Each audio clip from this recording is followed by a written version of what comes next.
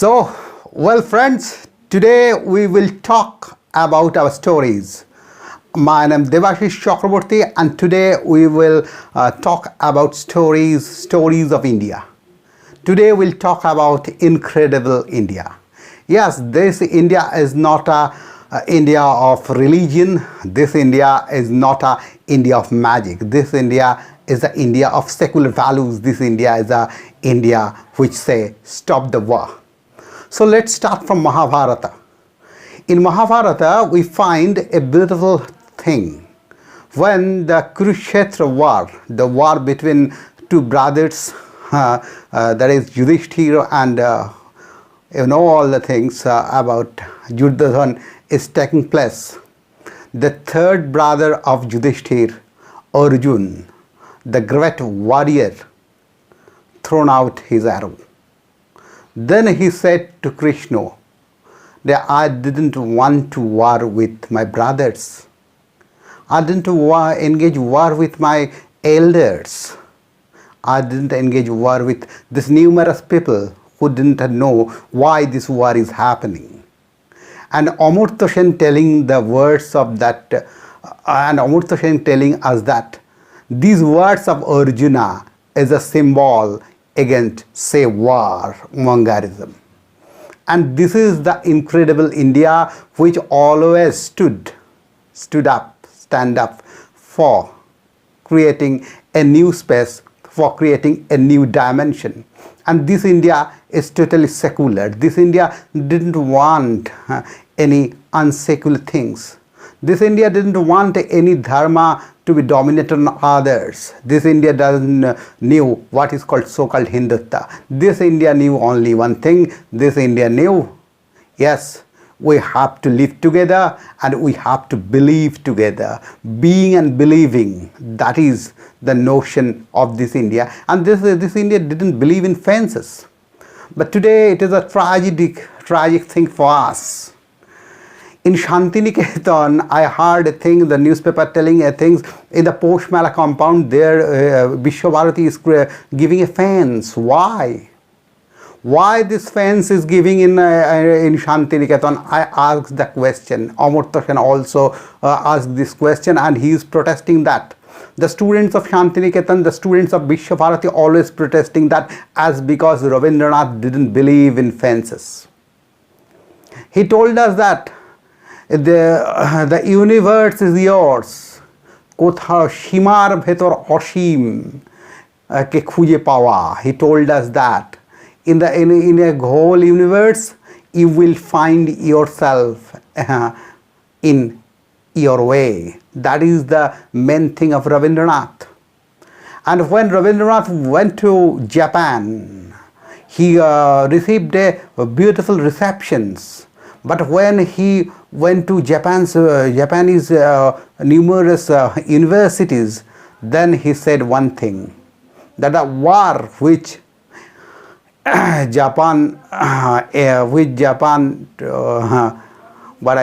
war which Japan started against China, he condemned that and he told that by this war we didn't get anything. Why you are murdering? Why you are demolishing the humanity? For this voice, Rabindranath gave a bad treatment in Japan after his in his middle of journey. So Rabindranath always believed in there is no fence. Kothao amar hariye jawar nei mana mone mone. So why we are giving this fence? That is the vast question of today. And we have to ask, we have to condemn the politics of fencing. We didn't need any fencing in Mahabharata, in Poshmala compound. We didn't need any fencing in the nature. Nature has its own logic. Yes, you can say that there is numerous lumpency in Mahabharata's compound, but that can be treated in other way. Lumpency must be treated by police and other things, but in the name of lumpency, you are destroying the nature. That cannot be allowable. That cannot be desirable. So we have to fight these fencing orders. And in today's India, we are watching numerous fences. One fence is the economy. Now, economy is totally what I say shrinking. Indian economy is now a shrinking boat, and we are fencing all the things. We are fencing the growth of economy. From April to July, 1.90 lakh people have been lost their jobs. 50 lakhs. In the tweet of a politician, Rahul Gandhi is saying that 50 lakhs people who are engaged with numerous, who are engaged with building, who are engaged with numerous jobs, who are engaged with small industries, they are totally perished. And that is today's reality. A fence is coming towards us, and that is creating a havoc. So we have to stop every fences. And from India to world, there is a fence. One Voltaire said that man is born free but surrounded by chains. So there is many chains which are surrounded by us, which are surrounding us. So we have to break these chains. And to breaking these chains, we need stories, as because stories create a new dimension of the life that gives us a new strength, that gives us a courage to say no against any atrocities. So at first I will go a story where you find a beautiful message of university, the university of all people. This story is written by Maxim Gorky. He is one of the greatest story maker of his time and today's time also. The Maxim Gorky is telling a thing in his biography that when his father died, he is watching a frog. He is watching a frog, and he is thinking about that frog. That when all the when this in a ceremonial ground, he is watching this frog, and he is thinking about that when the ceremony will be completed, when the burial process will be completed, then this frog will die due to mud. Then wow, what would happen about this frog? This is the notion create a beautiful mind of us, and we need a beautiful mind to protect anything. And there is also a story about same burial ground, a story of Dostoevsky. Dostoevsky is saying that two grapes are very closer. Two grapes are nearby. Two grapes are very closer. In one grave, a famous lady is lying, and in other grave, a shopkeeper is lying.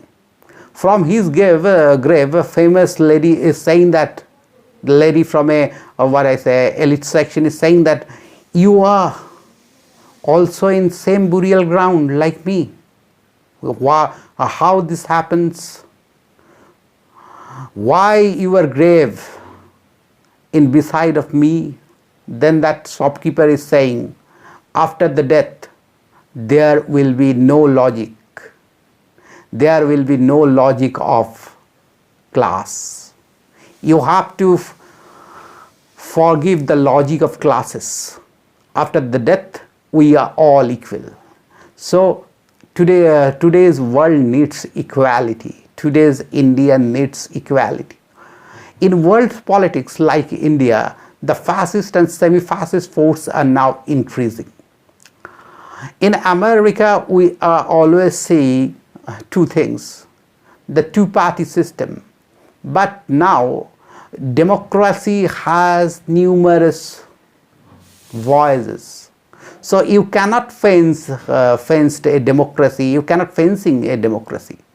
So in America also we need numerous changes, we need multi-party proper democratic system. For this system we have to fight and we have to maintain a beautiful logical mind, because we have many voices.